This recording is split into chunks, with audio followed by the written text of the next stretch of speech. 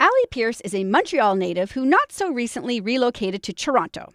She is a weekend regular at the Corner Comedy Club, but where she's really making some noise is as the creator of the Slut Parade. So I have to tell you, this morning when we came in, we're getting ready, our sound guy Phil said, is there more than one woman coming in for that? And I said, Phil, it's not really a slut parade. I guess I could have brought a posse. Well, he said he had put on cologne and everything. Oh my God, Phil, you got to come to the show. So tell me, what inspired you to create the Slut Parade? So the Slut Parade, I've been doing stand-up for just shy of 3 years, and I'm a dirty comic. So whether I like it or not, I just always tend to write on the sort of more risque side. And I was finding that generally when men and women show up on stage, men get a lot more forgiveness from the audience, whereas I was working a lot harder for people to get on board with what I had to say. So I kind of figured if I created a show where I have men and women on the show, but primarily women, I figured that it would be a great way for them to be able to speak openly about whatever they wanted without getting any backlash from the audience. Because of the name, people know exactly what they're getting. Right, they know what they're getting before they go in. So exactly. Right, so maybe they wouldn't go if they didn't necessarily agree with it. I don't think anyone's going to come to the show if they're feeling conservative.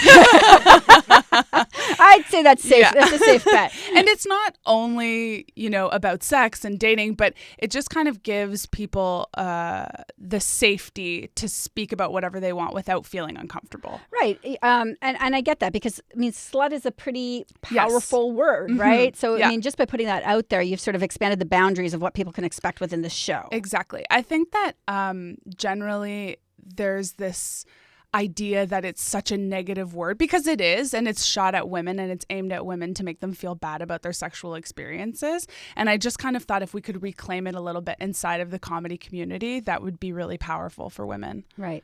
So as a female comedian, what are some of the criticisms you deal with on stage that your male counterparts don't experience? I think one thing that I've noticed, I kind of touched on it a little bit, is that if we talk about the same things, like if it's equal, I feel like I get a lot more flack for it, or people pull away more from me. Whereas I do think that when men go on stage, they don't necessarily have that experience. So that's an audience reaction. What's your experience sort of behind with your male counterparts? Are they supportive? Are they, do you get the same sort of backlash from them? It's interesting because I actually think that Toronto is such a great place for stand-up in that way. A lot of the men that I work with are super, super supportive, but I also think that I've chosen who I want to spend time with. So, I think I do a lot of, for example, I work at the Corner regularly, and that's a place that I'm always supported by the men who work there. The owner of that club is a man, and he's put a lot of women on his stage, but it's not always the case. I think that people, especially when you go out of town, they just kind of assume that you're not going to be as good as them.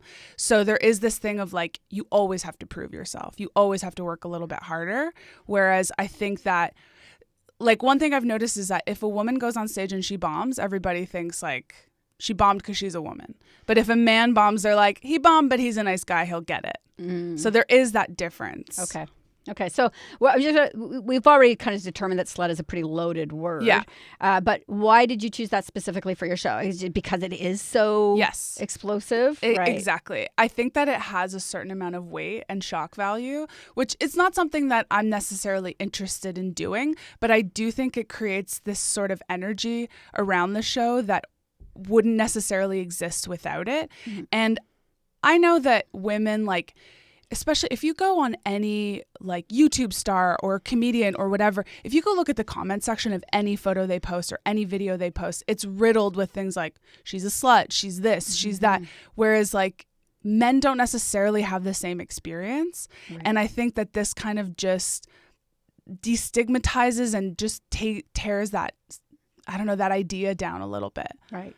Takes the shame attached to it away. Yeah, absolutely. Right. Because I do think that when men have sexual experiences, they're celebrated for it, and women are told to be quiet. The more things change, the more things change, the more they stay the same. Exactly. That hasn't changed in a while. So tell me about the lineup of incredibly creative and funny women you have. Oh my gosh, we have truly Toronto and honestly Canada's best comedians on this show. It's an unbelievable lineup of women. They are, I mean, their credits go on and on and on. Just for laughs, all of it. They've been on everything you can imagine. It's also women that like I started with, and like my pal Olivia Stadler, who I started with, she's on the show. We create a ton of stuff together. I'm so excited that she's going to be on it with me. But Sandra Battellini, Jackie Perico, Tamara Siobhan, Rebecca Reeds, Carol Zocoli, Natalie Norman, Noor Hadidi, they are just unbelievable. They are such a diverse group of women, and their voices are so unique and so interesting. So I'm very excited to see what they're going to do for the show. So years ago, way back, like way back in the day, I was a coat check girl at the Second City, and I loved it because I used to, I'd take the coats, and then I would be able to go upstairs and watch the shows. Yes. And I'd sort of forgotten what stand-up comedy was like. And then last year, I went to Caroline's in New York City. Oh, amazing. And what an incredible experience. And it really reminded me of what sort of a night out watching stand-up comedy. It is such incredible. A fun night.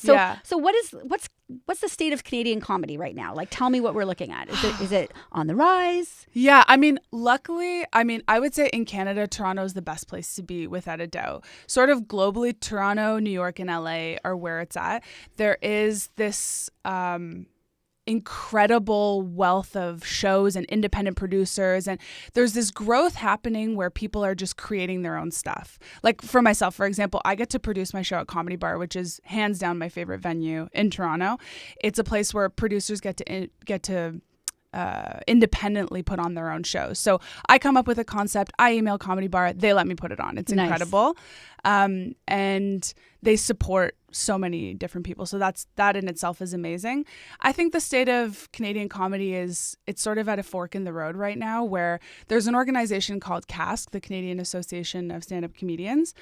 They're lobbying to get stand-up comedy recognized as an art form in Canada, because right now we have absolutely no government funding. Okay. So that's something they're working really hard to change, because of the way that funding is structured in Canada, comedians leave. So we're not able to keep our talent. Okay. Sandra Battellini is the head of that organization, by the way. She'll be on the show. Okay. So she's great. Amazing. So I'm so glad you came in and joined us today. So people want to know more about the Slut Parade. Yes. Where do they go? So right now you can buy tickets to the International Women's Day show at the Royal Cinema website, so theroyal.to. You can follow me on Instagram, where I post everything about the show. So that's at Allie Pearse Comedy. And we also have a monthly show the first Thursday of every month at Comedy Bar. So that's at 8 p.m. Amazing. Thank you so much. Thank you.